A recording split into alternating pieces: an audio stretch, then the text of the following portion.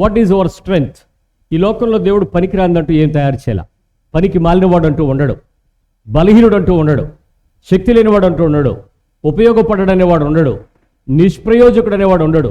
దేవుడు ఏది చేసినా ఉత్తమమైన తయారు చేస్తాడు. యెహోవా ఉత్తమైన దాన్ని ఇస్తాడు, బైబిల్ చెప్తుంది. కాబట్టి దేవుని దగ్గర నుంచి వచ్చేది ఏదైనా ఉత్తమమైందే. నువ్వు దేవుని నుంచి తయారు చేయబడిన వాడు అయ్యేంత వరకు కూడా నువ్వు దేవుని దగ్గరకు వచ్చిన వాడవే. కాబట్టి దేవుని యొక్క మాట నీ హృదయానికి అర్థమయ్యింది అని అంటే you are in the God's plan, you are in the sight of the God. So ఖచ్చితంగా నువ్వు గుర్తుంచుకోవాలి, నాకు యేసు ప్రభు తెలుసు అని అన్నావు అని అంటే నువ్వు దేవుని ప్రణాళికలోకి వచ్చేసావు. ఇక్కడ చాలామంది ఎందుకు ఈ లోకంలో బ్రతుకుతున్నారు అని అంటే వారికి కావలసిన వాటిని అనుభవించడానికి, వారికి కావలసిన వాటిని తృప్తి పొందడానికి, వారు అనుభవించే వాటిని సంపాదించుకోవటానికి, వారికి ఉన్న గురులు గమ్యాలను తెచ్చుకోవటానికి లోకంలో చాలామంది బతుకుతున్నారు. ఒకసారి ఒక మనిషిని మీరు తీసుకుని ఎవరి గురించైనా కూర్చుని ఒక 2 నిమిషాలు తేలిగ్గా ఆలోచించండి. తీరిగ్గా ఆలోచించి తేలిగ్గా ఆలోచిస్తే ఒక విషయం మీకు అర్థమవుతుంది. ఎందుకు పుట్టాడో వాడికి ఎప్పుడు తెలుస్తుంది? ఎప్పుడు తెలుస్తుంది? ఏ వయసులో? వాడికంటూ ప్రయోజనకరం ఏ వయసులో తెలుస్తుంది? ఒక్కొక్కడికి ఒక్కొక్క వయసు. సుమారుగా ఒక 15 ఏళ్ళు వచ్చాయి అనుకోండి, 10th క్లాస్కి వచ్చేటప్పటికి వాడికి జ్ఞానం సంపాదించుకునేటువంటి పద్ధతిని వాడు తెలుసుకోవాలి. ఎప్పుడైతే జ్ఞానం వచ్చేసిందో ఆ మనిషికి అర్థమైపోవాలి. ఏమని? ఇదిగో నేను ఈ లోకంలోకి వచ్చింది, నేను ఈ రకమైనటువంటి శక్తి సామర్థ్యాలు తెచ్చుకోవడానికి ఈ బాడీ నాకు ఇచ్చాడు, ఈ షేప్ నాకు ఇచ్చాడు, ఈ స్ట్రక్చర్ నాకు ఇచ్చాడు, ఈ జ్ఞానం నాకు ఇచ్చాడు, ఈ తెలివితేటలు నాకు ఇచ్చాడు, ఈ జ్ఞాపక శక్తి నాకు ఇచ్చాడు, ఈ శక్తియుక్తులు నాకు ఇచ్చాడు, ఈ బలము నాకు ఇచ్చాడు, నా తలాంతులు ఇవి ఉన్నాయి. ఈ విషయాలలో నేను ఇంత కలిగి ఉన్నాను కాబట్టి నేను ఏదో ఒకటి నా సృష్టికర్త నాకు చేసినందుకు నేను నా బలాన్ని ఉపయోగించి దేవుని కొరకు ఏదో ఒకటి చేయాలి అనే విషయం అతనికి తెలియాలి. చాలా క్రైస్తవులకి చాలా మందికి ఏం తెలిసిందంటే దేవుడి దగ్గరకు వచ్చి దేవుడి దగ్గర ఉన్న వాటిని గుంజుకోవడం ఎలా, లాక్కోవడం ఎలా, తెచ్చుకోవటం ఎలా, అడుక్కోవటం ఎలా, ప్రార్థన చేయటం ఎలా, ఏదో దేవుడి దగ్గర ఉన్నాయి అని చెప్పి అవన్నీ తెచ్చేసుకుంటే దేవుడు నన్ను దీవించాడు, ఆశీర్వదించాడు అని చెప్పుకోవడానికి ఇష్టపడుతున్నారు. దేవుడు ఇలాంటి వాటిని ఇష్టపడాడు. దేవుడు ఇలాంటి వాటి కొరకు తయారు చేయలేదు మనల్ని. సో ఆయన తన సృష్టి యొక్క క్రమంలో చాలా చక్కటి ఆలోచనతో మనకి ఆయన బలాన్ని తయారు చేసినప్పుడు నువ్వు ఏమై ఉన్నావో అది నీకు దేవుడిచ్చినటువంటి బహుమతి.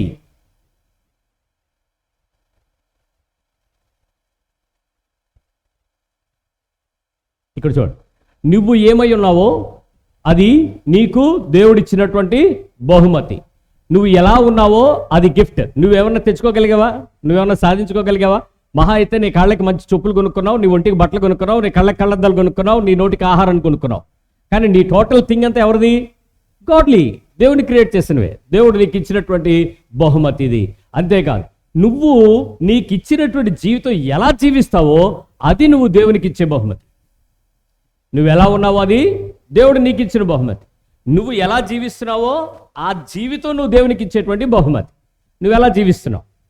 నువ్వు సరైన పద్ధతిలో జీవిస్తున్నట్లయితే, అనేకులకు ఆశీర్వాదకరంగా జీవిస్తున్నట్లయితే, అనేకులు నీ ద్వారా దీవించబడుతున్నట్లయితే, అనేకులు నీ ద్వారా మేలు క్షేమం పొందుకోగలుగుతున్నట్లయితే, అనేకులకు నీవు వృద్ధికరమైన జీవితాన్ని ఇవ్వగలుగుతున్నట్లయితే ఖచ్చితంగా నీవు దేవునికి బహుమతి కలిగినటువంటి జీవితం జీవిస్తున్నావని అర్థం.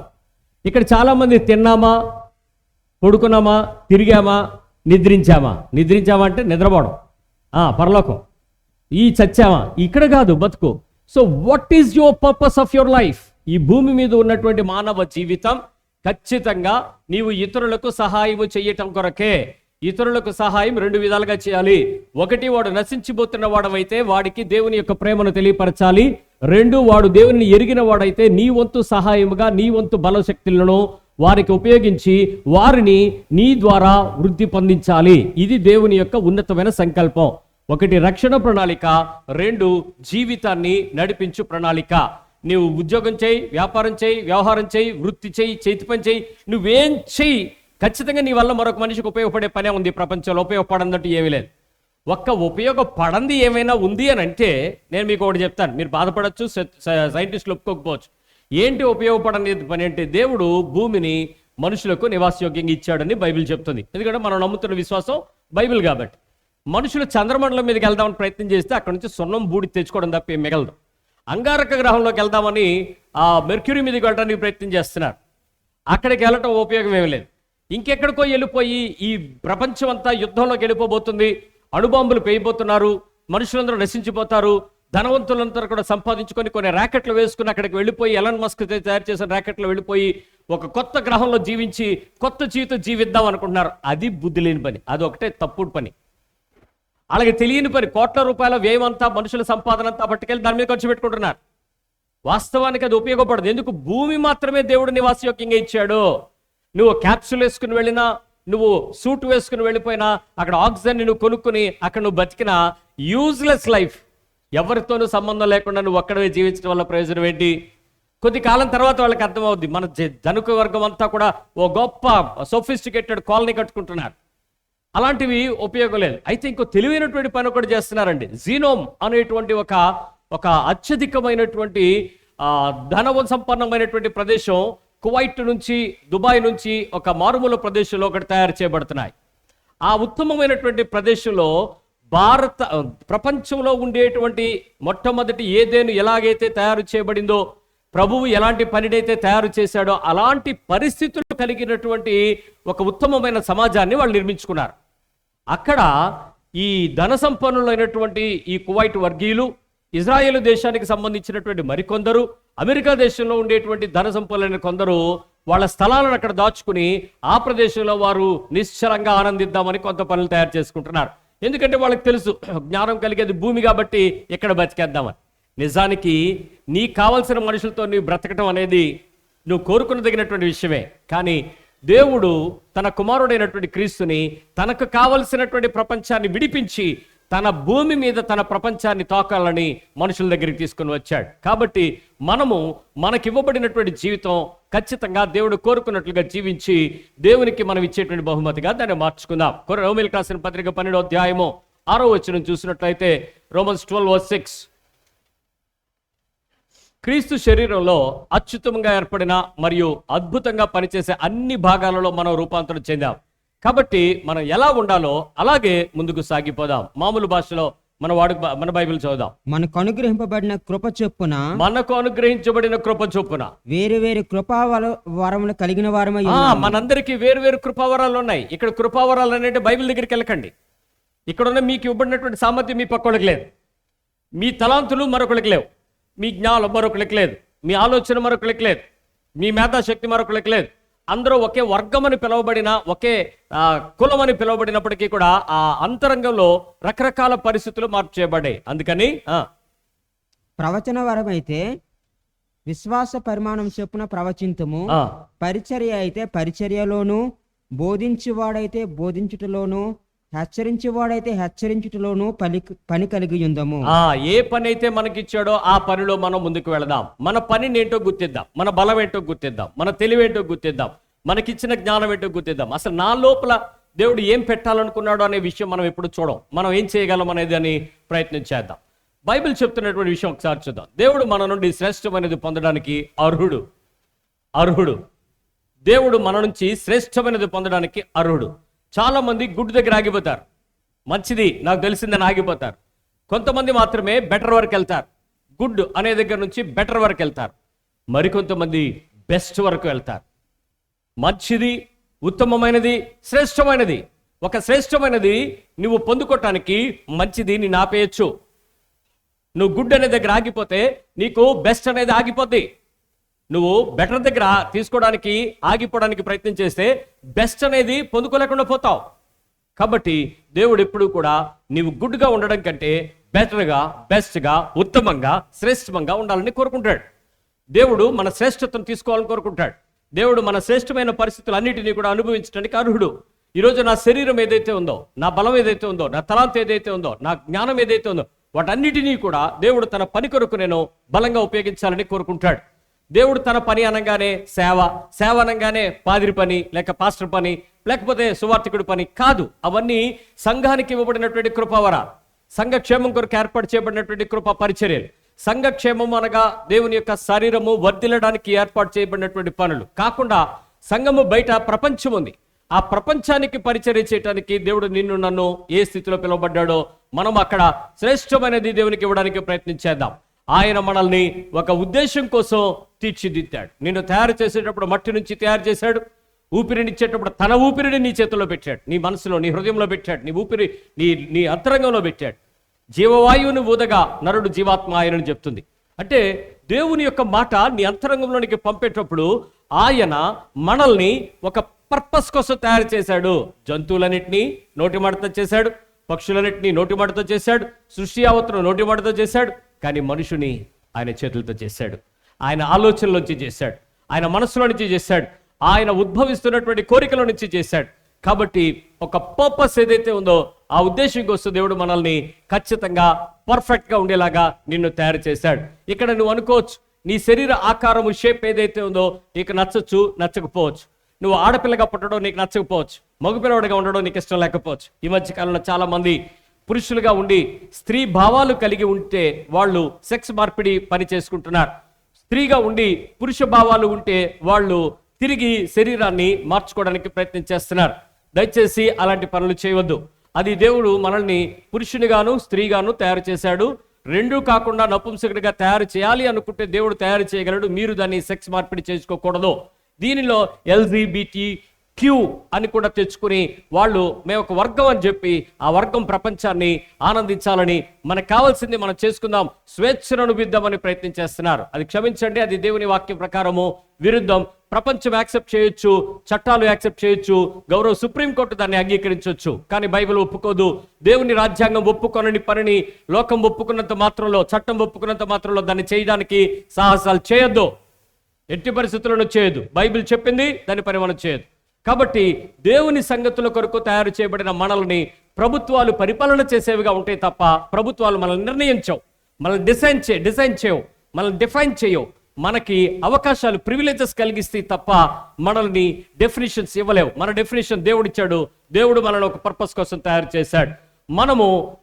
మనకి ఇవ్వబడిన మరియు మనం సంపూర్ణంగా సద్వినియోగం చేసుకోవాలని ఆయన మనల్ని ఆశిస్తున్నాడు.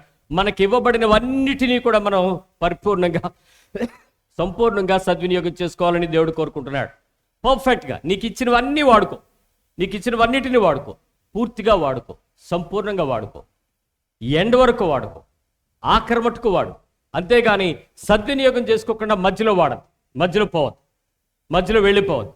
అది నీ శరీర ఆకారము అనగా అవుటర్ స్ట్రక్చర్ కాదు, ఇన్నర్ స్ట్రక్చర్ అవుటర్ స్ట్రక్చర్ కలిపితే నువ్వు అంతరంగము లోపల పెట్టిన దేవుడు బయటకి ఇచ్చినటువంటి రూపము కలిపి తయారు చేసినది నువ్వు దేవుని పోలిక, దేవుని రూపమే. మీరు ఒకసారి అనుకోవచ్చు, నా కలర్ నాకు నచ్చలేదని చెప్పి నేను బ్యూటీ పార్లర్కి వెళ్ళి ఫుల్గా థర్మల్ ప్యాక్లు వేయించుకుని, రకరకాల ముత్యాల ప్యాక్లు వేయించుకుని తెల్లగా తయారు చేసుకున్నాను. నా శరీరాన్ని తెల్లగా తయారు చేసుకుందామని చెప్పి ఫెయిర్ అండ్ లవ్లీ రాసి, ఫెయిర్ అండ్ హ్యాండ్సమ్ రాసి, రకరకాల గ్లో క్రీములు రాసి, పాలు తాగి, మజ్జిగ తాగి, పెరుగు తిని రకరకాలుగా చేసి నా బాడీని తెల్లగా చేద్దామను. నిజమే, నువ్వు తెల్లగా చేసుకున్నంత మాత్రంలో అది నీకు నచ్చిన రూపమే కానీ దేవునికి నచ్చిన రూపం కాదు. దేవునికి నచ్చిన రూపం కాదు. అది దేవునికి ఇష్టమైన రూపం ఏంటి? నేను ఎలా ఉన్నానో అది దేవుడు తయారు చేసిన రూపమే. దానిని నగిషీలు చెక్కుకోవటానికి నేను తిప్పలు పడడం కంటే, నగిషీలు చెక్కుకోకుండా, దానికి మేకప్లు వెయ్యకుండా, దానికి కొత్త కొత్త పరిస్థితులకు తగినట్లుగా నేనేమీ చెయ్యకుండా వాటిని దేవునికి ఎలా ఉపయోగించాలో చేయగలగాలి. దేవుని పరిపూర్ణతకు నేను ఎలా తయారు చేయగలగాలో ఆలోచించగలగాలి. అది దేవునికి ఇష్టమైన ప్రణాళిక, అది దేవునికి ఇష్టమైనటువంటి సంపూర్ణత. అందుకని పరిపూర్ణంగా నీకు ఇవ్వబడిన వాటిని ఉపయోగించుకోవటం అనేది నువ్వు చేసుకోవాలి. ఒకవేళ నువ్వు అధికారం అయితే నీ ఎన్హాన్స్ చేయబడిన పవర్లు అన్నీ వాడు, అధికారం అంతా వాడుకో. దేవుడు నిన్నేమన్నాడు? అయితే ప్రతిదానికి లిమిట్ ఉంది. ఏది ఓవర్ లిమిట్ అయిపోవద్దు. అయితే మనకు లేని సామర్థ్యాల గురించి మనం చింతించడం ఆయన కోరుకోడు. నాకు ఇవ్వలేదు, నాకు లేదు, నాకు అవ్వదు, నాకు ఇది రాలేదు, నాకు ఇది పొందలేదు. చాలా మంది మీరు ఆశించేదని దొరకకపోతే నిరుత్సాహపడిపోతూ ఉంటారు, డిప్రెస్ అయిపోతూ ఉంటారు, విచారణ పడుతూ ఉంటారు. ఏంటో నాకు అవ్వలేదు, నాకు ఇలా అయ్యింది, నాకు అలాగైంది, ఈ మ్యూజిక్లు కొడతా ఉంటారు. చాలా మంది ఆశించినది దొరకకపోవచ్చు. అంతేకాదు, వాటిని విపరీతంగా ఆశించడం కూడా ఆయన కోరుకోడు. ఓవర్ ఎక్స్పెక్టేషన్స్ కూడా దేవుడు కోరుకోడు. సుమి, రెండు గుర్తించండి. ఒకటి, నీకు లేని సామర్థ్యాన్ని నీవు పొందుకోవడం దేవుడు నీకు ఇవ్వడు. ఒక అమ్మాయికి ఉద్యోగం వచ్చింది, నాకు ఇవ్వలేదు, దానికి ఇచ్చేశాడు, నాకు ఎక్కువ మార్కులు వచ్చాయి, దానికి రిజర్వేషన్ ఉంది, దానికి అది ఉంది, నాకు లేదు. లేని నువ్వేమో ఎక్స్పెక్ట్ చేయదో. అక్కడ రిజర్వేషన్ ఇచ్చాడా, ఇవ్వలేదా, పొజిషన్ ఇచ్చాడా ఇవ్వలేదా, అది దేవుని ఉద్దేశంలో వాళ్ళకి ఇవ్వబడినటువంటి బహుమతి, వాళ్ళని దేవుడు లెక్క చూసుకుంటాడు. సో ఇక్కడ నువ్వు దాన్ని ప్రత్యేకించి మరొక పద్ధతిలో ఏదో చేద్దామని రాలేదని ఏడవద్దు. పాస్ అవ్వలేదు, నేను పాస్ అవ్వలేదు, నీ శక్తి ఎంత ఉందో, నీ బలం ఎంత ఉందో, నీ జ్ఞానం ఎంత ఉందో దాంతో నువ్వు ప్రయత్నం చేస్తావు, అటెంప్ట్ చేస్తావు. పాస్ అవ్వలేనంత మాత్రంలో నిరుత్సాహపడిపోవాల్సిన పని లేదు. అది నువ్వేదో చేసే దాన్ని సాధించేద్దామని తప్పులు పని చేయటం కూడా కుదరదు. దయచేసి అలాంటి పనులు చేయదు. చాలా విషయాల్లో లోకంలో ఉండేటువంటి పోలిక, లోకానుసారమైనటువంటి చాలా పద్ధతుల్లో చాలా మంది నేను వారికంటే యోగ్యుడను అని అనుకుంటున్నారు. ఓకే, బహుశా మీకున్నటువంటి తెలివితేటలు, మీకున్న సామర్థ్యాలు, మీకున్న బలములు నిజానికి వారికన్నా మీ ఐక్యూ లెవెల్స్ ఎక్కువ ఉండొచ్చు. కానీ ఇక్కడ అదృష్టం అనే మాటను తీసేసి దేవుని యొక్క ఆలోచన అనేది ఎక్కడ ఏ పని మీరు చేయగలరో ఆ సామర్థ్యానికి తగినట్లుగా, ఆ ప్రదేశాలకు తగినట్లుగా, ఆ పరిస్థితులకు తగినట్లుగానే దేవుడు నిన్ను ఏర్పాటు చేస్తాడని నమ్మండి. అంతేగాని నా ఐక్యూ పెరిగినంత మాత్రంలో, నా టాలెంట్స్ ఉన్నంత మాత్రంలో, నా నాలెడ్జ్ అధికమైనంత మాత్రంలో నేను ఫిక్స్ అవ్వాలి, అది నాకు ఇవ్వలేదని ఎప్పుడు ఏడవద్దు. Maybe it is a job, maybe it is a prioritisations, ఏదైనా సరే నీవు చాలామంది కోరుకునేది ఏంటంటే మీ కోరికలు దేవుని దగ్గర నుంచి తీర్చుకోవటానికి నాకు అది ఇస్తే బాగున్నా అనుకుంటారు. కానీ దేవుడు ఏమనుకుంటాడు తెలుసా, ఆయన కోరిక నెరవేర్చడానికి ఒక్క నమ్మకమైన పనివాడు అక్కడ ఉంటే చాలు అనుకుంటాడు, అక్కడ ఉంటే చాలు అనుకుంటాడు. ఇక్కడ మీలో కొంతమందికి ఒక ఆలోచన ఉండొచ్చు, బాగా చదువుకున్నాడు పల్లెటూరులో ఉండిపోవడం ఇష్టమా, పట్టణంకి వెళ్ళిపోవడం ఇష్టమా? బాగా చదువుకున్నాడు చెప్పండి, పట్టణంకి వెళ్ళిపోవడం. పట్టణంలో బాగా చదువుకున్నాడు పట్టణంలో ఉండిపోవడం ఇష్టమా, అమెరికా వెళ్ళిపోవడం ఇష్టమా? ఇప్పుడు ఇంకో దేశంకి వెళ్ళిపోవడం మీ ఇష్టం. కానీ దేవుడు ఏమనుకుంటాడు తెలుసా, బాగా చదువుకున్నవాడు ఒక చిన్న కుగ్రామంలో ఉండి 10 మందికి సహాయం చేసే మనిషిలా ఉండాలనుకుంటాడు చాలు. ఆ 10 మందికి వచ్చిన వాడికి చదువు చెప్పే మాస్టర్ గాను, జ్ఞానోభ్యాసం ఇవ్వగలిగేటువంటి ఒక ఉపదేశిగాను, ఇతరులకు బుద్ధి చెప్పే ఒక నాయకుడిగాను, క్రమాన్ని చేసి ఇతరులకు దారి చూపే మార్గదర్శిగాను ఉండాలనుకుంటాడు. ఇది దేవుని ప్రణాళిక, అతని బలం ఇది. కానీ అతడు ఆశించేది అమెరికా. నేను అనవసరంగా ఇక్కడ ఉండిపోయాను, నేను అమెరికా వెళ్ళిపోతూ సొఫిస్టికేటెడ్ లైఫ్ జీవిద్దును, టైం హ్యాపీగా ఉన్నో, నాకు పర్సనల్ లైఫ్ ఉన్నో, నేను డబ్బును ఎంజాయ్ చేదును, నాకు ఎంత హాయిగా ఉన్నో అమెరికా, నీ కలే. కానీ నిన్ను దేవుడు దేనికి తయారు చేయాలనుకుంటున్నాడో దాని వైపు మీరు ఆలోచించండి. కొన్నిసార్లు అంటూ ఉంటారు, ఒక అమ్మాయి చెప్పిందిలేండి, అన్నయ్య బోల్డ్ సంబంధాలు వచ్చాయి, ఆ టైంలోని ఒక కలెక్టర్ సంబంధం కూడా వచ్చింది, మా నాన్న పొళ్ళెత్తుకున్నాయి అనేసి ఆ పిల్లోడికి నాకు ఇవ్వలేదా. కలెక్టర్ గారి సంబంధం వస్తే పొళ్ళెత్తుగా ఉన్నాయని ఆ సంబంధం ఈవిడికి ఇవ్వలేదంట. ఇప్పుడు అంటది పొళ్ళుదేముంది, క్లిప్ ఎత్తే లోపలికి వెళ్ళిపోను, అనవసరంగా నా సంబంధం చెడగొట్టేసి ఇదిగో ఈ రైతుకి ఇచ్చాడు 30 ఎకరాలు ఉందని, ఇప్పుడు చూడు నేను పసుపు పొగాకు వేసుకుంటున్నాను, ఇక్కడ కలెక్టర్ బంగ్లాలో ఉండాల్సిన దాన్ని పసుపు మడిలో ఉన్నానంది. దేవుడు ఏమనుకున్నాడు? మీకు తెలియని విషయం ఏంటో తెలుసా, మ్యారేజెస్ విషయంలో నీవు సొంతంగా తొందరపడిపోయి ఈ పిల్ల నాకు నచ్చుద్ది, ఈ పిల్లోడు నాకు నచ్చాడు, నాకు ఇది సూటు, నాకు ఇది సెట్ అని చెప్పి మీరు కోరి కెలుక్కుని ఏరుకోకుండా ఉంటే మీ వివాహ విషయంలో దేవుడు మాత్రమే కలుగు చేసుకుంటాడు. దేవుడు ఏర్పరిచిన వ్యక్తి మాత్రమే నీ జీవితంలో ఉంటాడు. దేవుడు ఏర్పరచబడినటువంటి సంబంధం మాత్రమే నీ కుటుంబంలో కొనసాగుతుంది.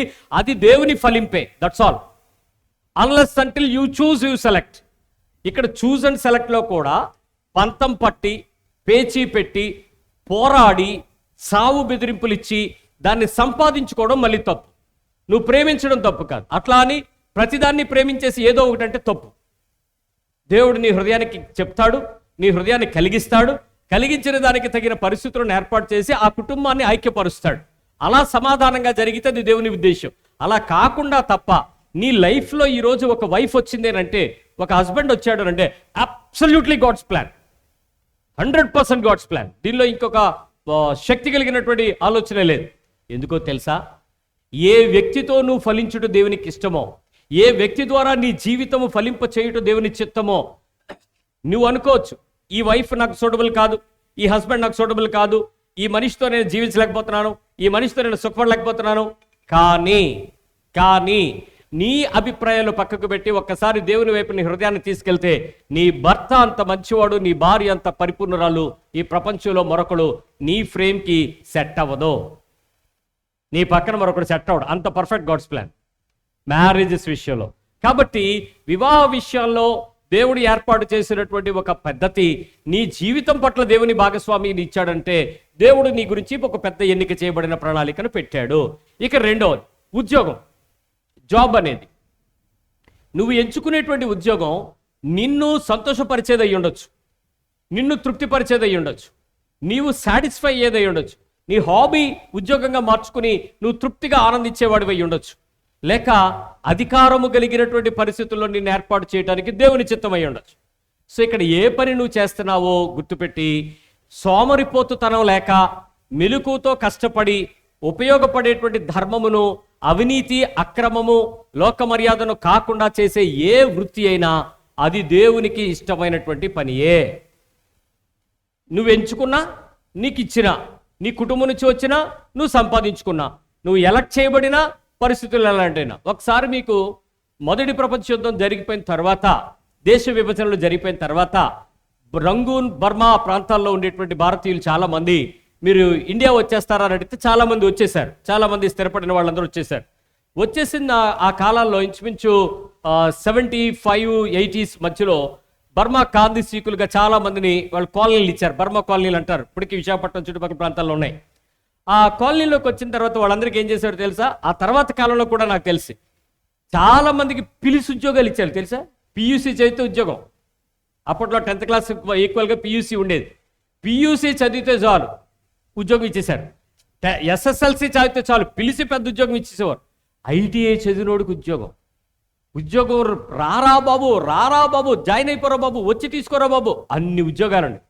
ఇప్పుడు ఉద్యోగ నోటిఫికేషన్లే లేవు, జాబ్ క్యాలెండరే లేదు. ఇస్తామంటారు, వాయిదా వేస్తూ ఉంటారు, వస్తూ ఉంటారు, ఓటు రాజకీయం జరుగుతుంది. ఇక్కడ ఏంటి? ఉద్యోగం నాకు రాలేదు, ఇక్కడ నా శక్తికి నిరూపించుకోవడానికి అవ్వలేదని చెప్పి ఈరోజు మనం ఎవరిని పోషిస్తున్నాం తెలుసా? కోచింగ్ సెంటర్లని. అవనిగడ్డ, చీరాల, బాపట్ల, ఇది మన విజయనగరం, విశాఖపట్నం, హైదరాబాదు, అమీర్పేట, ఈ సందుల్లో విపరీతమైన కోచింగ్ సెంటర్లకి లక్షలు ఖర్చు పెట్టి కోచింగ్ తీసుకుని ఏం తెచ్చుకుంటున్నారు అంటే ఉద్యోగం సంపాదించుకోవడానికి జ్ఞానం. మళ్ళీ తెలివితేటలు కాదు, పరీక్షలో ఆ షార్ట్ ఆబ్జెక్టివ్ క్వశ్చన్స్ ఎలా క్రాక్ చేయాలి దీనికే వెళ్తున్నారు. ఎంతకైపోయినా నీ ఉద్యోగం ఏమైనా దేశాన్ని ఉద్ధరించేదంటే కాదు. కంప్యూటర్ ముందు నుంచి బ్యాంకులో టిక్కు టక్కు నొక్కుకోవడం మంచి ఉద్యోగమే కాదంటలా. కానీ నీ సామర్థ్యత, నీకు ఇవ్వబడినటువంటి బలము నిన్ను చింతించి, ఆశించి, దుఃఖపడి, రకరకాల ప్రయత్నాలు చేసి ఏదో ఎవరిదో నువ్వు కూడా సాధించడం కాదు. అసలు నీ శరీరాన్ని దేవుని కొరకు ఇవ్వడో ఒకసారి జ్ఞాపకం చేసుకో. దానికి బదులుగా ఆయన మనకిచ్చినటువంటి ప్రతిభపై దృష్టి పెట్టాలని ఆయన మనల్ని కోరుకుంటున్నాడు. Everybody is having multi talented people. ఒక మనిషి రకరకాల పనులు చేయగలడు, గొప్ప గొప్ప సామర్థ్యాలు ఉంటాయి, గొప్ప గొప్ప తెలివితేటలు ఉంటాయి, గొప్ప గొప్ప పనులు చేయగలడు. ఒక పనిని ఒక పద్ధతిలో ఒక మనిషి చేస్తే సులువైన సమయంలో, అతి తక్కువ సమయంలో, అతి ఎక్కువ జ్ఞానంగా, అతి బలమైన పనిముట్టుగా చేయగలిగిన వాడు అవుతాడు. మరి ఎవరనేది నేను చెప్పలేను. But what is your focus? నీ బలం ఏంటి? నీ తలాంత్ ఏంటి? నువ్వు ఇంకా ఇచ్చినటువంటి ప్రతిభలు ఏంటి? వాటి మీద గుర్తుపట్టండి. ఇక్కడ చాలామంది స్కిల్ డెవలప్మెంట్స్ చేసుకుంటూ ఉంటారు. మంచిది, స్కిల్ డెవలప్మెంట్ చేసుకోవాలి. మహేష్ బాబు రాలేదు. నేను చూశాను. చాలా విచిత్రమైన విషయం ఏంటంటే పార్వతీపురంలోనే కాదు, బయట చాలా మంది దగ్గర జరుగుద్దేమో. మరి ఇక్కడ నేను ఇక్కడికి వచ్చి చూశాను కాబట్టి చెప్తున్నాను. పాపం ఇక్కడ స్కిల్ డెవలప్మెంట్ కార్పొరేషన్ రాజాం వాళ్ళు electrical diploma, electrical short course ఒక 30 daysకి ఇచ్చారు, ప్రోగ్రామ్ స్పాన్సర్ చేశారు. అందా పిఎం కేర్ దానిలో ఏదో పెట్టారు. వెంటనే మన దగ్గర నుంచి కొంతమంది వెళ్ళారు.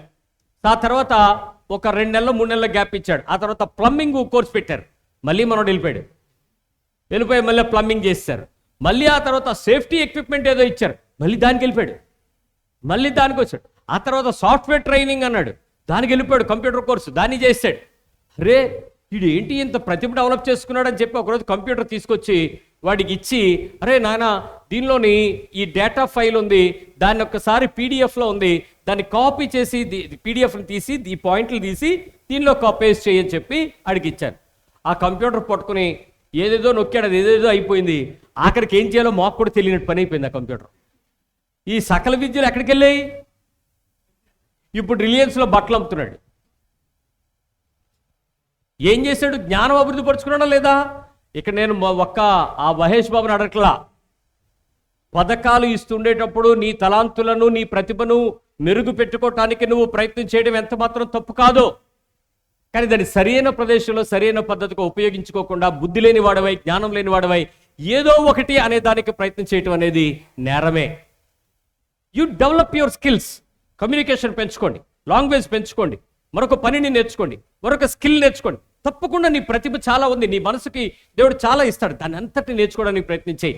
సోమరిపోతులు అయిపోయి నాకు ఇది తెలిసిపోయింది, నాకు ఇది వచ్చేసింది, ఇంకా నాకెందుకులే అని ఉండిపోతే ఎలా? అయిపోయింది. కరెంటు వైర్లు వైపు లాగుతున్నాం అని పిలిచాను, రే ఆ ఫేస్లో కరెంట్ వస్తుందో లేదు చూడన్నాను. ఏడ్ చేయాలని అడిగాడు, వెళ్ళి నోట్లు పెట్టుకో అన్నాను. కరెంట్ ఉందో లేదో చూడాలంటే ఏం చేయాలి? టెస్టర్ పెట్టాలా? అది ఎలక్ట్రికల్ కోచింగ్ తీసుకుని వచ్చినాడు. ఏం చేయాలంటే ఏం చేయమన్నాను? పెట్టు, తెలుస్తుంది, ఉంటే ఉంటావు లేకపోతే లేదు. షాక్ కొడితే తెలుస్తుంది కరెంట్ ఉందని. అదే మర్చిపోతున్నామా? తెలుసుకోలేకపోతున్నామా? మన తలాంతుని సరిగ్గా ఉపయోగించుకోవడం వల్ల, అభ్యాసం చేయకపోవడం వలన, దాన్ని క్రియాత్మకంగా వృద్ధిపరచుకోకపోవడం వలన నీలో ఏమైనా మరుగున పడిపోతున్నాయేమో కదా. చాలా మంది మన తలాంతులను వృద్ధిపరచుకోవడానికి ప్రయత్నం చేయలేకపోతున్నాం. చాలా చక్కటి ప్రభుత్వాలు అప్రెంటిస్షిప్ ఇస్తున్నాయి, దాని ఇంటర్న్షిప్స్ ఇస్తున్నాయి. మీరు వెళ్ళండి, ప్రభుత్వాలతో పాటు పనిచేయండి, ప్రైవేట్ సంస్థలతో పాటు పనిచేయండి, మీ పనిని పెంచుకోండి, పని మీద అవగాహన తెచ్చుకోండి, మీ కార్యకలాపాల్లో మీరు ఎక్కడైనా ఉపయోగపడగలుగుతారేమో అదే ఆ ప్రదేశాల్లో పరిచయం చేయండి అని ఎన్ని పథకాలు ఇస్తున్నా మనిషి దాని విషయంలో ప్రతిభ మీద గుర్తుపెట్టలేకపోతున్నాడు.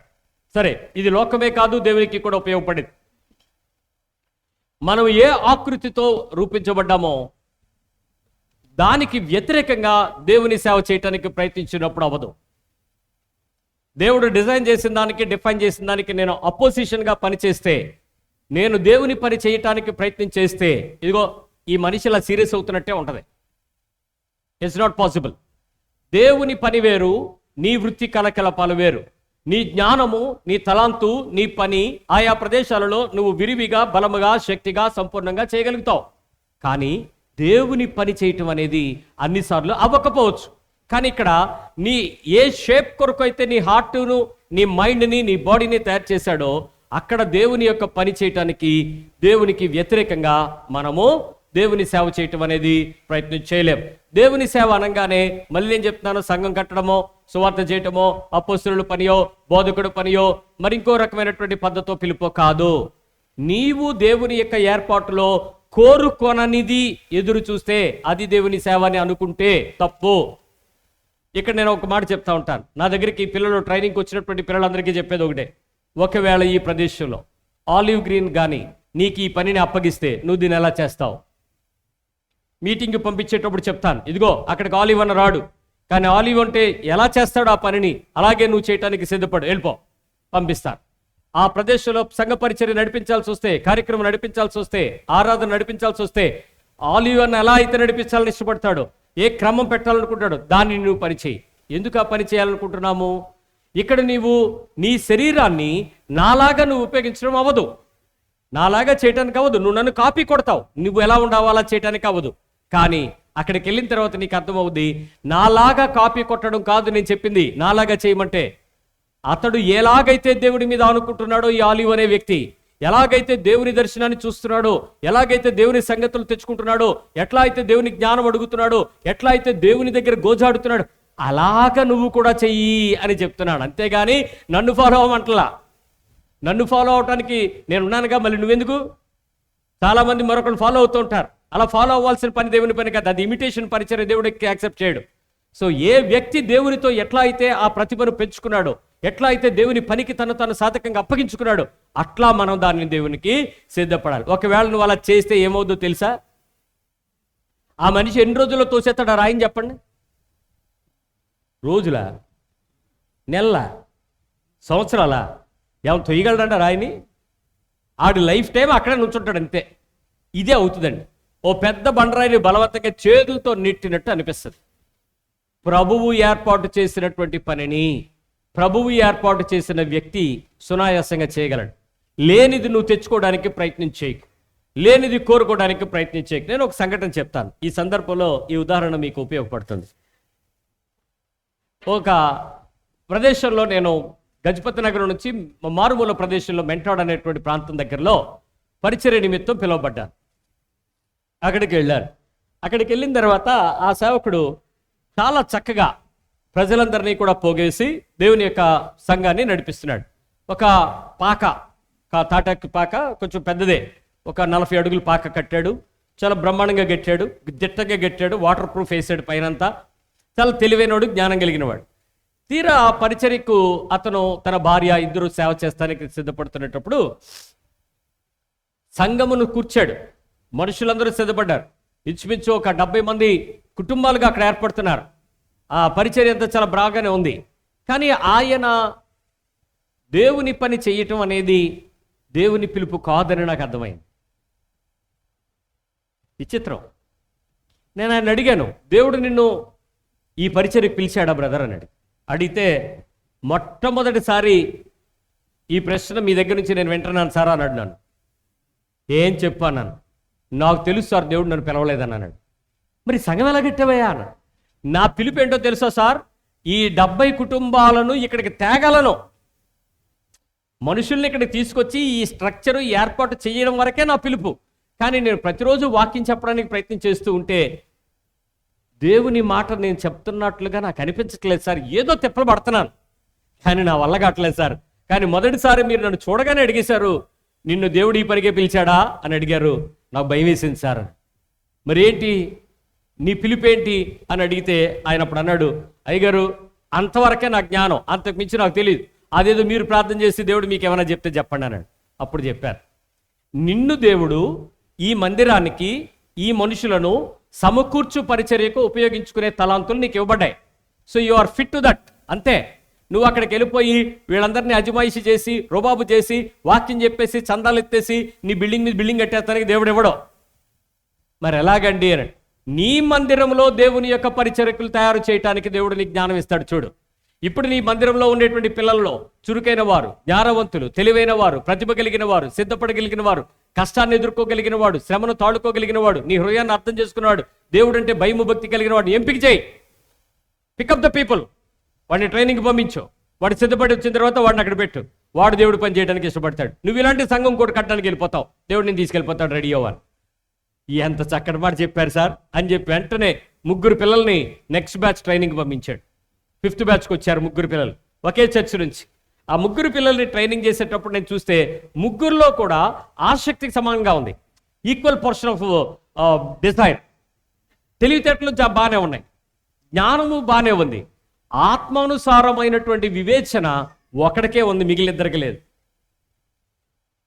ఆత్మానుసారమైన వివేచన ఒకడికే ఉంది. వాడు నేను చెప్పే విషయాల్ని వాడు ఒకలాగా అర్థం చేసుకుంటున్నాడు, మిగిలిన ఇద్దరు ఇంకోలాగా అర్థం చేసుకున్నారు. బండ పద్ధతులు అనమాట. అప్పుడు నేను పిలిచాను, వాడిని కూర్చోబెట్టి కొన్ని విషయాలు వాడికి ప్రత్యేకంగా చెప్పి, నీ మనస్సు దేవుని మీద ఆనుకుంటుంది, నీ హృదయం దేవుని వాక్యం చూడగలుగుతుంది, నీ కన్నులు పైన వాటిని ఎత్తుకుతున్నాయి, నీ శరీరం శ్రమను తాళుకోవడానికి సిద్ధపడగలుగుతుంది. ఇలాంటి పరిచర్య నీవు వెళ్ళబోతున్న సంఘానికి నువ్వు ఉపయోగపడతావు, దేవుని వాక్య పరిచర్య చేయడానికి. కాబట్టి ఇదిగో బైబిల్ని ఇలాంటి పద్ధతులకు వెళ్ళు, ఇలాంటి విషయాలను బాగా వివేకంగా ప్రాక్టీస్ చేసి చదువుకో, ప్రభుని అడుగు, ఉపదేశం అడుగు, ఆ ఉపన్యాసాలు అడక్కు, ఉపదేశం అడుగు. నీకు ఉపదేశం అంటే నేను బోధించుకోవడానికి, ఉపన్యాసం అంటే ఇతరులకు బోధించడానికి. నేను నీ చేత ఉపదేశం పొందుదును అంటాడు. So I should be taught by you lot. నేను నేర్చుకోవాలి, నేను తెలుసుకోవాలి, నేను దాన్ని గ్రహించాలి, నేను దాన్ని ఒప్పుకోవాలి, దేన్ని నన్ను విడిచిపెట్టాలి, అప్పుడు నేను ఇతరులకు బోధించాలి. అది ఉపన్యాసంగా మారాలి. సో ఉపదేశం తెచ్చుకో, అప్పుడు ఉపన్యాసంగా మార్చుకో అని చెప్పారు. వెళ్ళారు, 3 విడిచిపెట్టారు, సర్టిఫికెట్లు తీసుకున్నారు, నాతో ఫోటోలు దిగారు, తిరిగి చర్చికి వెళ్ళారు. చర్చికి వెళ్ళిన తర్వాత పాస్టర్ గారు, నేను ఆయనకేం చెప్పలా, ఈ 3లో ఒకడు మీకు ఉపయోగపడతాడో ఆడిని మీరే ఎంపిక చేసుకో అన్నారు. నేను సెలెక్ట్ చేశానంటే ఆలివ్ అన్న పక్షపాతం చూపించాడు అంటారు కదా వీళ్ళు, అందుకని మీరే సెలెక్ట్ చేసుకోండి బాబు. ట్రైనింగ్ 3కి కరెక్ట్గా చేశారు, పంపించారు. వెళ్ళిన తర్వాత 3 వారాలు 3కి వాక్యము ఇచ్చారు. ఒక వారం ఒక వ్యక్తి, ఒక వారం మరొక వ్యక్తి, ఒక వారం మరొక వ్యక్తి, 3 వారాలు చెప్పాడు. ఆ తర్వాత ఏమైందో నీకు మళ్ళీ చెప్తాను రండి. ఇక్కడ అది నిరాశపరిచే ఫలితాలను ఆ రాయి ఎత్తి తోస్తే ఎలా ఉంటుందో అలాగే వస్తుందండి. ఎండ్ ఫలితాలు రావు, ఎక్స్పెక్టెడ్ రేంజ్లో నీ ఫలితాలు రావు. అంటే దేవుని పని అనే నెపముతో, దేవుని పని చెయ్యగలగడం అనే ఇష్టంతో, దేవుని పనికి చేయగలిగిన సామర్థ్యం నాకున్నంత మాత్రంలో, ధనము నాకున్నంత మాత్రంలో, మందిరము కట్టగలిగినంత మాత్రంలో, ఉపదేశం ఇవ్వగలిగినంత మాత్రంలో దేవుని పనికి అన్నిటికీ నేను ఉపయోగపడతానా అంటే అవ్వకపోవచ్చు. కానీ దేవుని పని అనగానే మందిర సేవ, ప్రజల సేవ, ప్రభుత్వపు సేవ 3 ఉంటాయి. దేవుని సేవ అనగా దేవుని మందిరము, దేవుని మందిరపులో వచ్చేటువంటి ప్రజలు, వారి యొక్క పరిచర్యలు.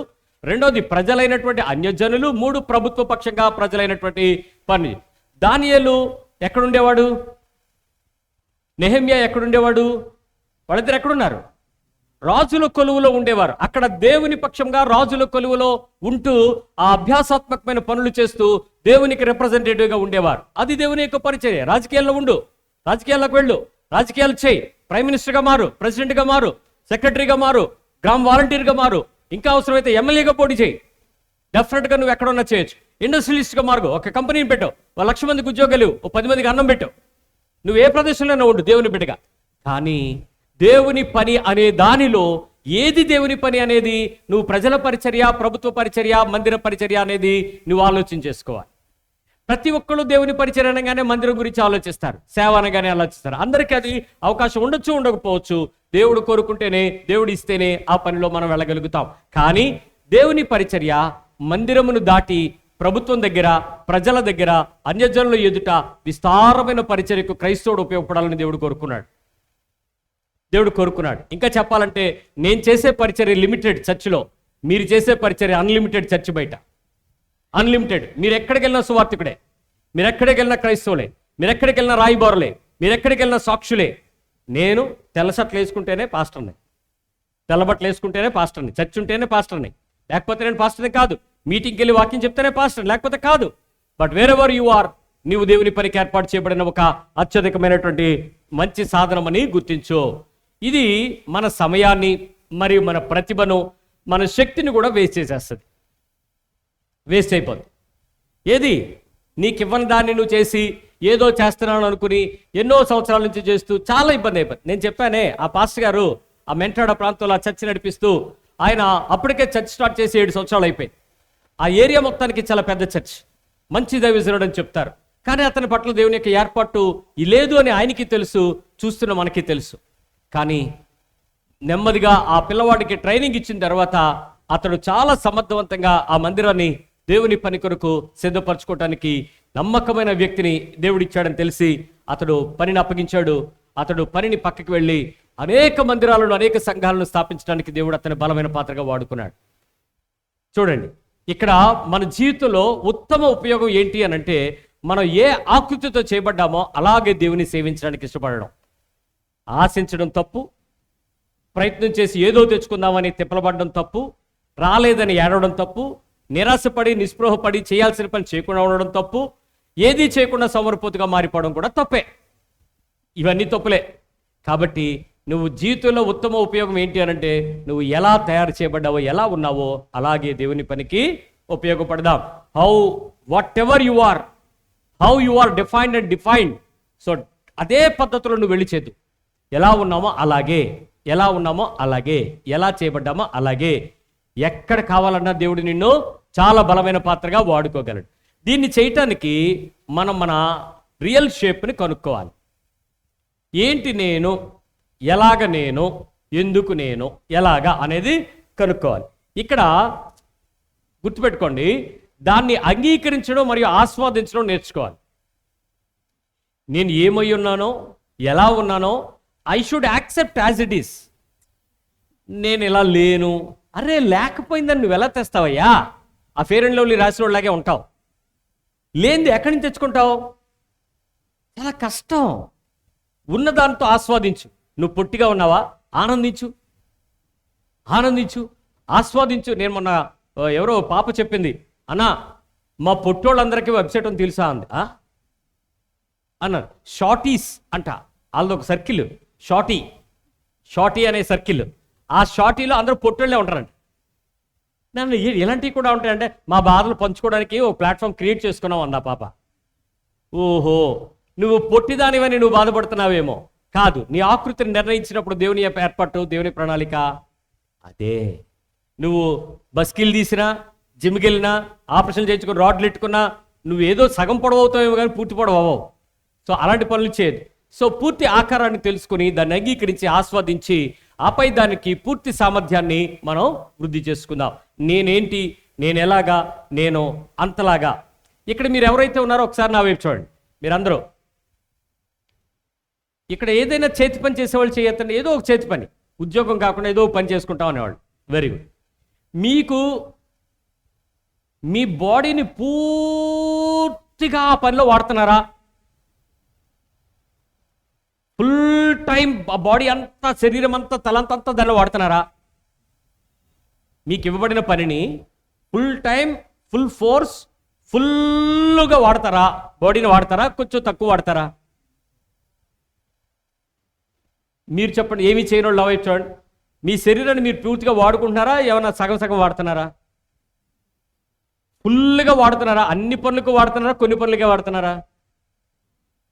బాగా నిద్రపోవడానికి వాడుతున్నారా? తినడానికి వాడుతున్నారా? రెస్ట్ తీసుకోవడానికా?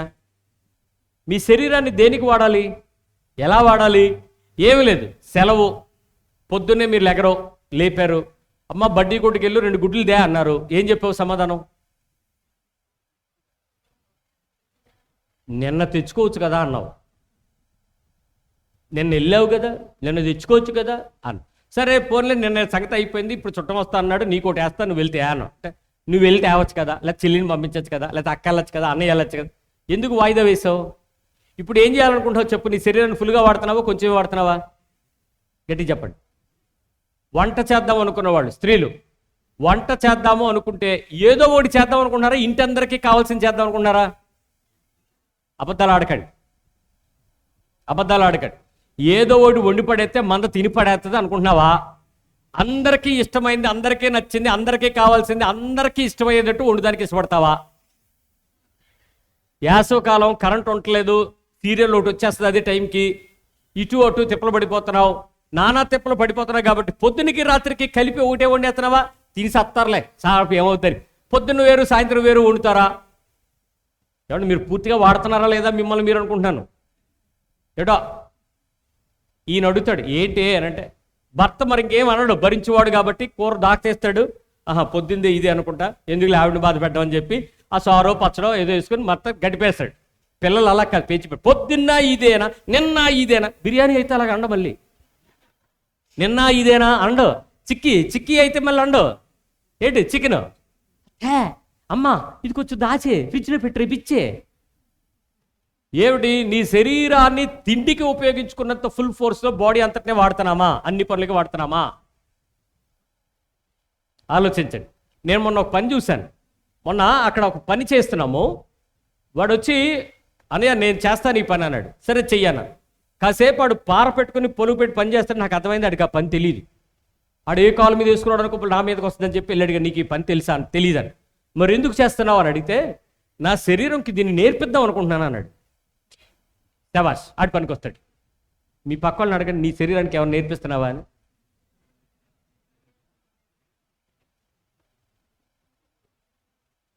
ఫుల్గా వాడుతున్నావు అసలు శరీరాన్ని? ఏం చేయదు. ఇగో నీళ్లు మీకు రాలేదు అనంటే బోరింగ్కి వెళ్ళి చక్కగా కొట్టి, లేకపోతే నుయ్యికెళ్ళి చేది చక్కగా ఇంట్లో అన్ని నీళ్లు తీసుకొచ్చి మీరే పెట్టండి. సెలవుల్లో ప్రాక్టీస్ చేయండి, బలం వస్తుంది.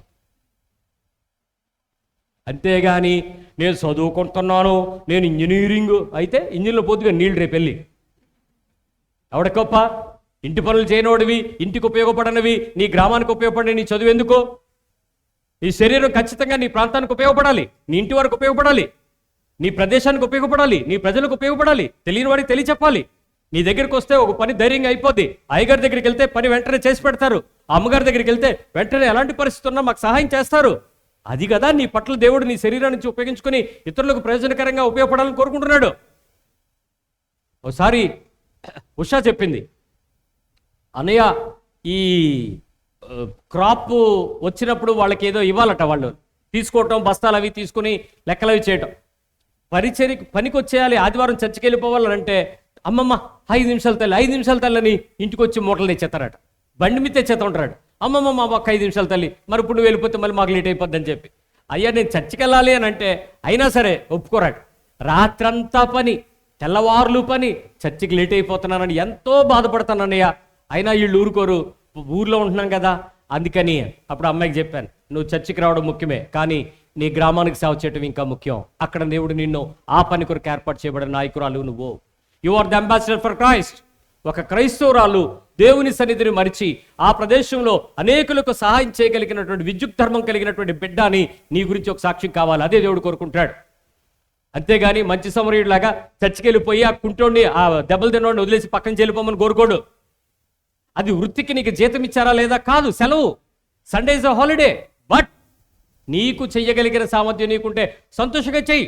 అంతేగాని ఆదివారం సెలవు అని బోర్డెట్టి తినేసి హాయిగా దుప్పటి తగ్గి పడుకోవడమా కాదు. సో ఏ పని చేస్తున్నారో మిమ్మల్ని మీరు పూర్తిగా ఉపయోగించుకోండి.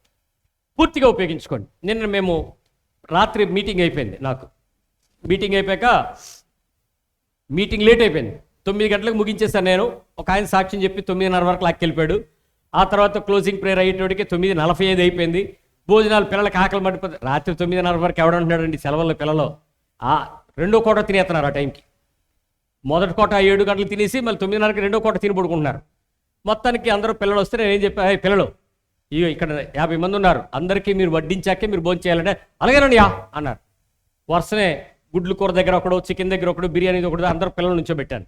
అందరూ డిగ్రీ ఫస్ట్ ఇయర్, అదే diploma intermediate first year 10th class పిల్లలు, 8 మంది పిల్లలు చక్కగా లైన్లో నిలబడ్డారు. ఒక 10 ప్లేట్లు వడ్డించాం. 11వ ప్లేట్లో గుడ్డోడి దగ్గర లేడు. గుడ్డు వేసినోడు లేడు, మిస్ అయిపోయాడు. ఎంట్రీ ఎక్కడికి వెళ్ళిపోయాడు అంటే ఈ లోపు 2 చేతులతో ఒకడేస్తున్నాడు. ఆ తర్వాత పక్కన చికెన్ వేసేవాడు లేడు. ఏమైందిరా అంటే 10 నిమిషాలు వడ్డించి 10 మందికి వడ్డించాక వాసనలకి ఆకలి వచ్చింది. ఇలా ఆకలిసి తట్టుకోలేక ఈ ప్లేట్లు వాళ్ళు తీసుకుంటుంటే మీరు వేసుకోండి అంకులు అని ఆడొచ్చి లైన్లో వేసుకుని ఆడెళ్ళి గబగబ తినేస్తున్నారు. అవునరా, పని అప్పగిస్తే లాస్ట్ వరకు ఉండాలా, మధ్యలో తినేస్తారా? మీ పక్కన అడగండి. ఏడో అది మిమ్మల్ని మీరు ఫుల్గా ఉపయోగించుకోవడం అంటే, మీ శరీరం పూర్తిగా వాడడం అంటే మీరు ఫుల్గా ఉండాలి. అంతేగాని మధ్యలో నాకు కష్టం వచ్చింది, నాకు ఆకలి వేసింది, మా చుట్టం వచ్చింది, చక్కగా శక్తివంతంగా పూర్తి సామర్థ్యాన్ని పెంచుకోవడానికి నువ్వు ఎప్పుడు కూడా ఉపయోగపడాలి. అందుకని నీ ఆకారాన్ని చక్కగా కనుగోవాలంటే ఎఫ్సి పత్రిక 5వ అధ్యాయం 17వ వచనం చెప్తుంది. ఎఫిషియన్స్ 5:17 ఇందు నిమిత్తము మీరు అవివేకులు గాక ప్రభువు యొక్క చిత్తమేమిటో గ్రహించుకునుడి, మరియు మద్యముతో మత్తులై ఉండకడి, దానిలో దుర్వ్యాపారం కలదు. ఆలోచన లేకుండా ప్రవర్తించకండి, కానీ ప్రభువు మీ నుండి ఏం కోరుతున్నాడో తెలుసుకొని దానిని చేయడానికి ప్రయత్నం చేయండి. ఆలోచన లేకుండా ప్రయత్నం చేయకండి, ప్రవర్తించకండి. ప్రభువు ఏం కోరుకుంటున్నాడో చూడండి. మీకు కొన్ని తలాంతులు ఎక్కువ ఉండొచ్చు, కొన్ని సామర్థ్యాలు అధికంగా ఉండొచ్చు, కానీ దేవుడు ఏం కోరుకుంటున్నాడో దానిలోనే ఉండాలి. నాకు ఒక ఆయన వచ్చి ఒక మాట చెప్పారు, ఆలివన్న మీరు మా దగ్గరికి వాక్యం చెప్పడానికి రావాలి అని పిలిచారు. అలాగే సార్ వస్తాను, ఎక్కడ ఏంటి అని అడిగాను. వివరాలు చెప్పాడు ఆయన. వివరాలన్నీ చెప్పిన తర్వాత అవన్నీ చూసిన తర్వాత నేను చెప్పాను, అయ్యగారు నాకు ఇచ్చిన సామర్థ్యం, నా శరీరానికి వాడుకునే బలం ఏదైతే దేవుడు ఇస్తాడో దాని దగ్గరికి వెళ్తా, నేను దాని నుంచి దాటి బయటికి వెళ్ళను అన్న. ఎందుకు వెళ్ళాను తెలుసా? ఆ మీటింగ్కి రానని చెప్పాను. ఎందుకో తెలుసా?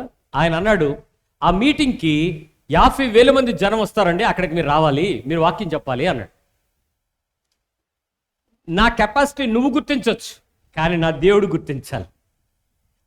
నన్ను 50,000 మందికి నువ్వు పనికొచ్చేటువంటి వ్యక్తివి అని నన్ను దేవుడు నిర్ణయించకుండా, దేవుడు నా సామర్థ్యాన్ని పెంచకుండా, నేను 50,000 మంది ముందు నిల్చోవడానికి నేను ప్రయత్నం చేస్తే నేను దేవుని నామాన్ని అవమానపరిచే అబాసుపాలైపోతాను. మరి నన్ను ఎక్కడ పెట్టమన్నాడు దేవుడు? 1000 మంది లోపు ఉంటే చాలు, నువ్వు అక్కడికి వెళ్ళి చాలు, నీ కెపాసిటీ చాలు అన్నాడు. అఫ్ కోర్స్ నేను 10,000 మందికి మాట్లాడగలను, 1,00,000 మందికి మాట్లాడగలను, నా కెపాసిటీ ఉంది. కానీ నా దేవుడు నా సామర్థ్యాన్ని ఎక్కడ వాడుకోవాలనుకుంటాడో అక్కడే వాడుకుంటా. మొన్న ఒక ఆయన చెప్తున్నాడు, అదేంటి పెట్టంబండ దగ్గర అది చచ్చానా, రేకుల షెడ్లోకి ఎందుకు వెళ్ళావు అని అడిగాడు ఒక ఆయన. ఏమైందండి అన్న. ఆ రేకుల షెడ్ ఎంతమంది కూర్చుంటారో? 30 మంది అండి అన్న. అలాంటి చర్చికి ఎందుకు వెళ్తున్నావు నువ్వు? అలాంటి దానిలో దూరితే నువ్వు పెద్ద చర్చిలకి వెళ్ళలేవు అన్నాడు. పెద్ద చర్చిలకి వెళ్ళాలనుకుంటే నేను కోరుకోవట్లేదు, నా సామర్థ్యం దేవుడికి తెలుసు, నేను ఎక్కడ ఉండాలో దేవుడికి తెలుసు, నేను ఏ ప్రదేశంలో చెప్పాలో దేవుడికి తెలుసు. నా తలాంతులు నాకున్నంత మాత్రంలో దాన్ని పెంచుకుని నేను పెరిగిపోయి పెద్ద ప్రపంచంలో పెద్ద గొప్ప అయిపోవాలి నేనేం కోరుకోవట్లే. I know my limits, I know my controls, I know my control is with my Lord. నా దేవుడు నా నిర్ణయాన్ని ఎక్కడైతే నిర్ణయ పరిధిని నిర్ణయిస్తాడో దానిని నేను ఆలోచన లేకుండా ప్రవర్తించాను, కాబట్టి నేను రానండి అని చెప్పాను. ఆయన చాలా బాధపడి, లేదండి మీరు ఇక్కడ ఉండిపోకూడదండి, మీరు టీవీలో రావాలండి. నువ్వు వెళ్ళిపో ఇక్కడ నుంచి అన్న. నువ్వు టీవీలో రావాలో సినిమాల్లో రావాలో నాకు తెలుసు, నా పరిస్థితి ఏంటో నా పరిచయం ఏంటో తెలుసు, దేవుడు ఇక్కడికి ఎందుకు పంపాడో నాకు తెలుసు. ఏమండి ఎంత పల్లెటూరు ఎందుకు పంపించుంటాడు దేవుడు? ఇక్కడ ఉంటానని కదా నమ్మకంగా, అంతేనా? లేదు పట్టణంలో దూరిపోమని ఏ మద్రాసులోనో ఏదో అమెరికాలోనో సేవ చేయమని నన్ను ఇక్కడ పెట్టాడంటేనే నాకు అర్థం అవ్వాలి. మారుమూలను ఉండరా, మూసుకుని ఉండరా అని. నా సామర్థ్యం ఇది, నా శక్తి ఇది, నాకు ఇవ్వబడిన తలాంత్ ఇది. దానిని నేను పూర్తిగా వాడుకోవటానికే ఆలోచన లేకుండా ముందుకెళ్ళకూడదు. చాలా జాగ్రత్తగా వినండి. మీలో చాలా మందికి తలాంతులు ఉన్నాయి, మీలో సామర్థ్యాలు ఉన్నాయి, మీలో బలం ఉంది, మీలో పిలుపు ఉంది, మీలో సంపూర్ణమైన దేవుని యొక్క ఏర్పాటు ఉంది. మీకు తెలివితేటలు, జ్ఞానము, బలము, తలాంతులు చాలా ఇచ్చాడు. కానీ మీరు ఎక్కడ ఏ పని చేయకుండా మీ శరీరాన్ని సోమరిపోతులు చేస్తుంటున్నారు. మీరు ఏం చేస్తున్నారో అక్కడ దేవుని పని చేయడానికి పని ఉంది. ఏదో ఒక మనిషితో మాట్లాడొచ్చు, ఏదో మనిషికి సహాయం చేయొచ్చు, పరోక్షంగా నువ్వు ఉపయోగపడుతున్నావు. కానీ ప్రత్యక్షంగా నువ్వు తెలిసి దేవుని పని చేయట్లేదు. ప్రత్యక్షంగా తెలిసి దేవుని పని ఏంటంటే దేవుని కొరకు ఉపయోగపడాల్సినటువంటి తలాంతును వాడగలగాలి. అంతేగాని దేవుడు నాకేమిచ్చాడో తెలుసుకోకుండా నేను ఉద్యోగం చేస్తున్నాను, ఆ ఉద్యోగంలో ఉండిపోతాను, వ్యాపారం చేస్తాను, అక్కడే ఉండిపోతానంటే తప్పు. నువ్వు దేవుని పని చేయొచ్చు, దేవుని మందిర పని చేయొచ్చు, ప్రజల పని చేయొచ్చు, ప్రభుత్వ పని చేయొచ్చు, దేవునికి రాయబారిగా సాక్షిగా కూడా చాలా పనులు చేయవచ్చు. అందుకే ఆలోచన లేకుండా ఏ పని చేయొద్దని చెప్తున్నాడు. అందుకే ఇంకో రోజు గడిచిపోనివ్వకండి. Don't spill over the day, don't make the calendar runs off. రోజులు మారిపోతున్నాయి, క్యాలెండర్ మారిపోతుంది, నెల మారిపోతుంది, కొద్ది రోజుల్లో మే నెల వెళ్ళిపోద్ది. కానీ మారిపోతున్నటువంటి కాలంలో మనం చాలా జాగ్రత్తగా ఒక్కొక్క రోజు నేను ఏ పని చేయలేకుండా ఓడిపోతానేమో, ఈ రోజు నేను చేయాల్సిన పనిని చేద్దాం, సమర్థవంతంగా చేద్దాం, శక్తివంతంగా చేద్దాం, జ్ఞానంగా చేద్దాం, పరిపూర్ణంగా చేద్దాం, ఇష్టంగా చేద్దాం, ఆయన నచ్చినట్టే చేద్దాం, ఆయన కోరుకున్నట్టే చేద్దాం. ఐ షుడ్ బి ప్రిపేర్డ్, రెడీగా ఉండాలి, సిద్ధంగా ఉండాలి. ఏ పనైనా, ఏ పరిస్థితి అయినా, ఎప్పుడైనా ఒక రోజులోపు కోల్పోతే నేను మళ్ళీ చేయలేనేమో. కాబట్టి ఆ రోజు గడిచిపోనివ్వకుండా దేవుడు మన నుంచి ఏం కావాలని, ఏం చెయ్యాలని కోరుకుంటున్నాడో కనుక్కోవడానికి స్పష్టం చేయడం ప్రారంభించండి. బి కీన్ అబ్జర్వ్, వెతకండి. ఎస్, నేనేం చేయగలను, నేను ఎలా చేయగలను, ఇంకా చక్కగా ఎలా పని చేయగలను, ఎవరి దగ్గరికైనా వెళ్ళి దేవుని మాట చెప్పగలనా, ఏదైనా ఉపయోగించుకోగలనా, ఏదైనా సాక్షిగా ఉండగలనా, నా పిల్లలతో చెప్పగలనా, నా భర్తను ప్రోత్సహించగలనా, నా భార్యను ప్రేమించగలనా, నా పనిలో సహాయపడగలనా, ఉద్యోగంలో చేయగలనా, వ్యాపారం చేయగలనా, వ్యవహారంలో చేయగలనా, పరిచర్యలో చేయగలనా, సేవకుడితో చేయగలనా, సంఘంతో చేయగలనా, ఒక అన్యుడితో చేయగలనా, బస్సు ఎక్కినప్పుడు నేను ఏమైనా మాట్లాడగలనా, ఆటోలో నేను ఏమైనా చేయగలనా, ఎక్కడికైనా వెళ్తే ఏమైనా చేయగలనా, ఏదైనా చెప్పగలనా, ఏంటి ఏంటి ఏంటి నా పని ఏంటి. లాస్ట్ మంత్లో నాకు ఒక ఫోన్ చేశాడు ఒక అబ్బాయి. గుమ్మలక్ష్మీపురం దాటి ఓ చిన్న పల్లెటూరు నుంచి ఫోన్ చేశాడు. నువ్వు ఏం చేస్తావు అని అడిగితే, నా దగ్గర 600 ఆవులు ఉన్నాయి, వాటిని నేను మెలేస్తూ ఉంటానండి అన్నాడు. వాటిని మలేస్తూ ఉంటాడు, 600 ఆవులు తోలుతూ ఉంటాడు, అతని పని అదే. నా నెంబర్ నీకు ఎవరిచ్చారు అని అడిగితే మా దగ్గరకు చిల్డ్రన్ క్యాంప్ అవుతూ ఉంటే ఒక వ్యక్తి వచ్చారు, పిల్లల పరిచయం జరుగుతుంటే నేను కూడా పశువులన్నీ అక్కడ మేస్తుంటే ఏం జరుగుతుంది ఇక్కడ టెంట్ వేశారని అక్కడికి వెళ్ళాను. ఆయన మాట్లాడుతూ కొన్ని మాటలు చెప్తూ సడన్గా కొన్ని ప్రస్తావనలు నా గురించి మాట్లాడాడండి. నేను ఈ ఆవుల విషయంలో చాలా మెలకుగా ఉంటాను, పోగొట్టుకోను, లెక్క కరెక్ట్గా ఉంటుంది. మీరు 600 ఆవుల్లో ఏ ఆవు తప్పిపోయిందో నేను ఖచ్చితంగా మచ్చలతో సహా చెప్పేయగలను, అంత జ్ఞానం ఉంది నాకు అన్నాడు. ఓకే సరే, ఇంతకీ నాకెందుకు ఫోన్ చేశాను? ఒక వ్యక్తి, ఈ చిల్డ్రన్ క్యాంప్ పిల్లల్ని నడిపించడానికి వచ్చినటువంటి వ్యక్తి సందర్భంలో మీ గురించినటువంటి ప్రస్తావన తీసుకొచ్చి కొన్ని మాటలు మీ గురించి చెప్పి, నువ్వు ఎప్పుడైనా అవకాశం ఉంటే పార్వతీపురం దగ్గర ఆ ప్రదేశానికి వెళ్ళు, నీకు దేవుడు కావాల్సిన మార్గాలు ఇస్తాడు అని నాకు చెప్పాడండి అన్నాడు. నువ్వు యేసుప్రభు నమ్ముకున్నావా అని అడిగాను. లేదండి అని. మరి నీకు నా గురించి ఎందుకు అవసరం అని అడిగితే, అతను ఆ పిల్లల పరిచయం చేయడానికి వచ్చిన వ్యక్తి, అతను మా ఆవుల్ని మేము వేస్తూ ఉంటే వచ్చి ఫోటోలు తీసుకుని చాలాసేపు గడిపి సాయంత్రం పూట ఒక మాట చెప్పాడు. యేసు ప్రభు నన్ను ప్రేమిస్తున్నాడని చెప్పి ఆ దేవుని యొక్క ప్రేమ ఎలాంటిదో వివరిస్తూ మీరు చెప్పినటువంటి కొన్ని సంఘటనలు మీ ఒక చిన్న వీడియో చూపించాడు. అక్కడి నుంచి నాకు మీ మాటలంటే ఇష్టం కలిగాయి. నాకు తెలుసుకోవాలనిపించింది. అందుకు మీకు మీ ఫోన్ నెంబర్ నేను చాలా బతిలాడి తీసుకున్నాను. మీరు ఎత్తరట, మీరు ఎత్తారు. నేను అడిగాను, యేసు ప్రభువా నిజమైన దేవుడు అయితే నేను ఫోన్ చేసినప్పుడు ఆయన ఎత్తడానికి సహాయం చేయని అడిగాను. మీరు ఎత్తేశారు. కాబట్టి దేవుడికి నేను నమ్ముతున్నాను, నేనంటే దేవుడికి ఇష్టమని నాకు అర్థమైంది అన్నాడు. ఇప్పుడు చెప్పండి, ఆ వ్యక్తి ఒక అన్యుడు. కానీ ఒక సండే స్కూల్ పిల్లల్ని నడిపించడానికి వెళ్ళిన ఒక పిల్లోడు ఫోటోలు తీసుకోవడానికి ఆ ఆవుల దగ్గరికి వెళ్ళి ఆ ఆవుల మంద మేపే వ్యక్తికి ఏం చేశాడు? దేవుని పని చేశాడు. కానీ వీడు అక్కడికి వెళ్ళింది దేనికి? చిన్నపిల్లలు నడిపించడానికి. కానీ అక్కడికి వెళ్ళాక అతను చేసిన పని ఏంటి? అతడికి తెలియకుండా దేవుని యొక్క పనిని, సువార్తను ప్రకటించాడు. ఏదో విషయాన్ని చెప్పాడు. ఆ వ్యక్తి వెంటనే ఆకర్షించబడ్డాడు. ఫోన్ చేస్తే ఫోన్లో ఆల్మోస్ట్ ఆ రాత్రి 2 గంటల సేపు ఆ పిల్లడితో మాట్లాడాను. 2 hours. చాలా మనసు ప్రశాంతంగా, చాలా ఉత్సాహపడిపోయి ఆనందిస్తున్నాడు. మీకు షాక్ న్యూస్ ఏంటంటే 2 సంవత్సరాలు డిఎస్సికి ప్రిపేర్ అయ్యి, బిఎస్సి బిఈడి చేసి ఆ పిల్లవాడు డిఎస్సికి ప్రిపేర్ అయ్యి 2 సార్లు ఉద్యోగం రాక ఇక లాభం లేదని 600 పశువులకి అతడు కాపరిగా మారిపోయాడు. నేను చదువుకున్నాను కానీ ఆ చదువు వలన నాకు ఉద్యోగం రాలేదు, కానీ నేను ఏదో పని చేయాలి కాబట్టి ఈ పని చేస్తున్నాను. సరే, ఈ 600 పశువులు నీవేనా అంటే కాదు, కానీ 600 నాతోనే ఉంటాయి. నేను వాటికి పాలు పని చేస్తూ ఉంటాను, డైరీ పెట్టుకున్నానండి అని చెప్పాడు. అరే, నువ్వు చదువుకున్న చదువుకి తగిన సార్థకత నీకు లేదు కదా అని అడిగితే ఆయన అంటాడు, ఏమంటే నా చదువుకున్న దానికే ఉద్యోగం కావాలంటే ఏ ప్రభుత్వం ఇస్తుంది సార్? ఇవ్వదు. కానీ నేను చేస్తున్న పనిలో నేను సంపాదిస్తున్నది బిఈడి టీచర్ కన్నా ఎక్కువ సంపాదిస్తున్నాను సార్ అన్నాడు. నిజమే. దేవుని ఎరిగిన తర్వాత చాలా చక్కటి సంతోషం కలిగించాడు. ప్రార్థన చేసుకున్నాం, మాట్లాడాం. నేను కలుస్తాను ఒకసారి అని చెప్పాను. తప్పకుండా అన్నా, నేను ఎప్పుడైనా వైజాగ్ వస్తే కలుస్తాను, పార్వతీపురం వస్తే కలుస్తాను అన్నాడు. మా సంబంధం ఫోన్లో కొనసాగుతూ ఉంది. ఆ వ్యక్తిని దేవుని దగ్గరికి నడిపిస్తూ ఉన్నాం. దేవునిలో ఎదుగుతూ ఉన్నాడు. బైబిల్ తెచ్చుకున్నాడు, బైబిల్ చదువుకుంటున్నాడు. చాలా చక్కగా ఆసక్తిగా దేవుని సంగతులు ఎరుగుతున్నాడు. ఈరోజు అతను అంటాడు, దేవునిని ఎరగడం చిన్న విషయమే, కానీ నేను దేవుని చేత ఎరగబడడం చాలా గొప్ప విషయం అండి అన్నాడు. నేను అతనితో చెప్పాను, నువ్వు దేవుడిని తెలుసుకోవడానికి నువ్వు పెద్ద ప్రయాసపడలేదు, కానీ దేవుడు నిన్ను తెలుసుకోవడానికి ఎక్కడ నుంచో అనకాపల్లి నుంచి ఒక సండే స్కూల్ పిల్లోడిని గుమ్మలక్ష్మీపురం దగ్గర కొండలు దాటిన మారుమూల ప్రదేశానికి ఒక పిల్లోడిని పంపించి నిన్ను ఎత్తుక్కుని నీ దగ్గరకు వర్తమానం పంపించాడంటే యు ఆర్ ద గ్రేట్. ఈరోజు రక్షణ నువ్వేమీ ప్రయత్నం చేయకుండానే వచ్చింది. కానీ ఈరోజు రక్షించబడ్డ మనం ఏ ప్రయత్నం చేయకుండా తెచ్చుకున్న మనం దేవునికి ఏం చేయడానికి ఇష్టపడుతున్నాం? ఈరోజు నా శరీరం ఏమైతే ఉందో, నా బాడీ ఏదైతే ఉందో, నా లోపల ఇన్బిల్ట్ ఏమైతే ఉందో, వాటితో తప్పుడు పనులు చేయకుండా, ఏదో ఒకటి చేయాలని ప్రయత్నం చేయకుండా, నేను చేయవలసిన పనిని చేయవలసిన పద్ధతిలో ఏదో ఒక పనికి నా శరీరాన్ని ఉపయోగించేటట్లు దేవా నన్ను వాడు, నన్ను నిలబెట్టు. అలాగని నీకు లేని దానిని నువ్వు తెచ్చుకోవడానికి ప్రయత్నం చేయొద్దు, ఇవ్వని దానిని ఆశించడానికి ప్రయత్నం చేయొద్దు, చేయలేకపోతున్నాను నిరుత్సాహపడద్దు, ఏదో ఒకట్లే పర్వాలేదు దేవుడి పనిని కాలం గడపద్దు. చక్కగా, సమర్థవంతంగా, శక్తివంతంగా, జ్ఞానవంతంగా, నైపుణ్యంగా, ఎంతో ఇష్టంగా దేవుని కొరకు మనం పనిచేయటానికి ఇష్టపడవచ్చు. వచ్చే వారం మనం మన బహుమతులను, సామర్థ్యాలను అంచనా వేయడం ఎలా, తెలుసుకోవటం ఎలా, how to find out the talent inside or inbuilt you తెలుసుకుందాం. దాన్ని తెలుసుకోవటానికి ఈ వారం అంతా కూడా ప్రయత్నించేద్దాం. నా శరీరాన్ని ఫుల్గా వాడదాం. ఫుల్గా వాడదాం అంటే కడుపు నిండా తినేసి కడుపు కంటి నిండా నిద్రపోదాం కాదు. దాన్ని ఏ పని చేయించాలో ఆ పనులన్నీ చేయించడానికి ప్రయత్నం చేద్దాం. ఎక్కడ ఎవరికి ఉపయోగపడాలో ఉపయోగపడదాం. ఎక్కడ చేయాలన్నా సామర్థ్యవంతంగా, శక్తివంతంగా చేద్దాం.